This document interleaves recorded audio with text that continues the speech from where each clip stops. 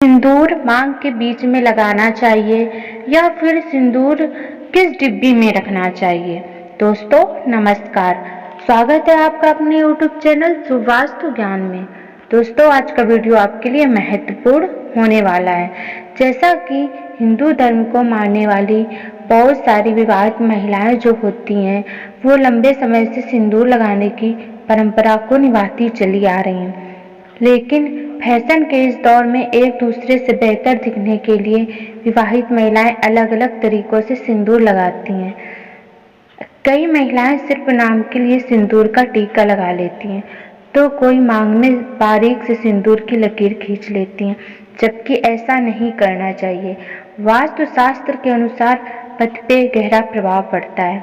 कई महिलाएं तो ऐसा भी करती हैं जो बीच मांग में सिंदूर नहीं लगाती, वे मांग के किनारे ही सिंदूर लगा लेती हैं, लेकिन ऐसा नहीं करना चाहिए।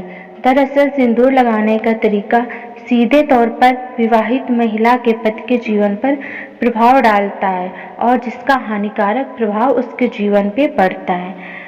दोस्तों मांग के बीच में ही लगाना चाहिए सिंदूर, कहीं इधर उधर नहीं लगाना चाहिए।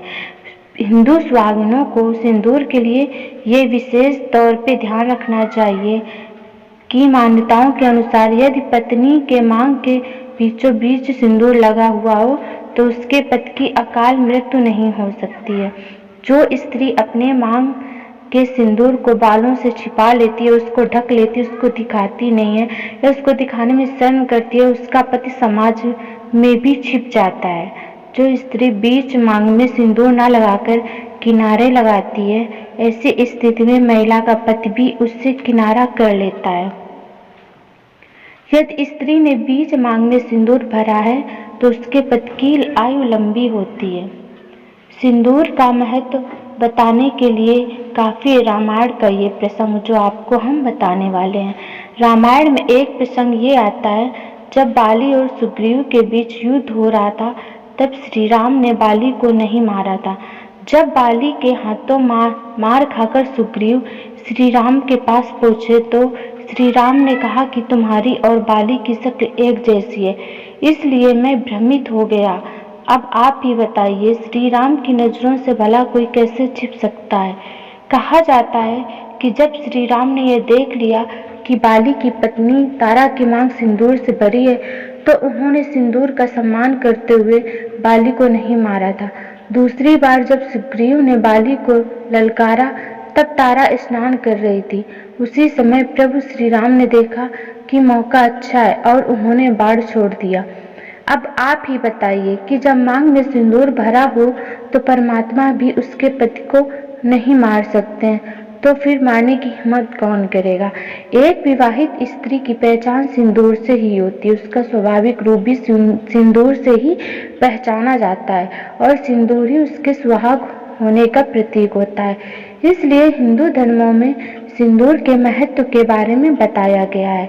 हिंदू भारतीय संस्कृति में यह भी मान्यता है कि यदि आप गलत तरीके से सिंदूर लगाती हैं तो इसका असर सीधे सीधे आपके पति की आयु और भाग्य पर पड़ता है। जो उसके कारोबार में घाटा होता है, उसकी उन्नति नहीं हो पाती और वो समाज में छिप जाता है। शास्त्रों में यहाँ तक कहा गया है कि सिंदूर हमेशा सही तरीके से ही लगाना चाहिए, नहीं तो इसका असर आपके वैवाहिक जीवन पर भी पड़ सकता है। कई मामलों में तो तलाक की नौबत तक आ जाती है। पति पत्नी के बीच मधुर संबंध नहीं बन पाते।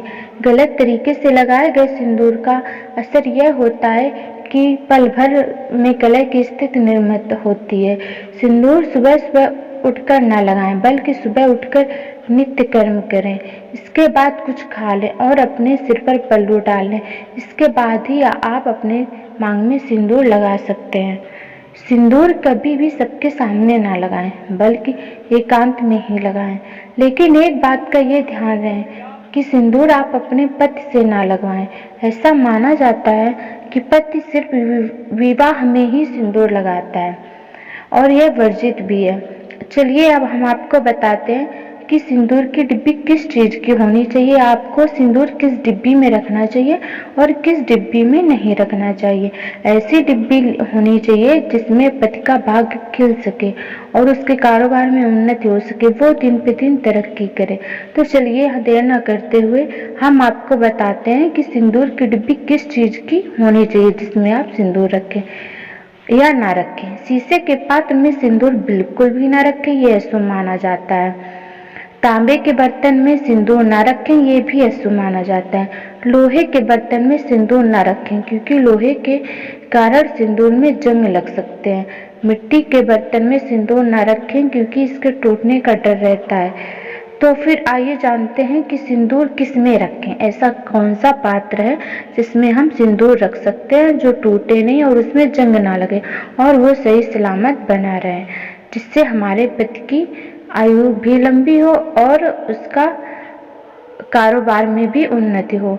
तो चलिए बताते हैं कि सिंदूर किस चीज़ में रखना चाहिए, किस चीज़ की डिब्बी होनी चाहिए। डिब्बी पीतल की हो, अगर पीतल की ना हो तो सोने की हो, अगर सोने की भी नहीं हो सकती तो लकड़ी की होनी चाहिए या फिर लाख के बर्तन की होनी चाहिए। लाख के बर्तन की डिब्बी हो या पीतल की हो या सोने की हो या लकड़ी की हो, इन 4 प्रकार की डिब्बी में ही सिंदूर रखना चाहिए।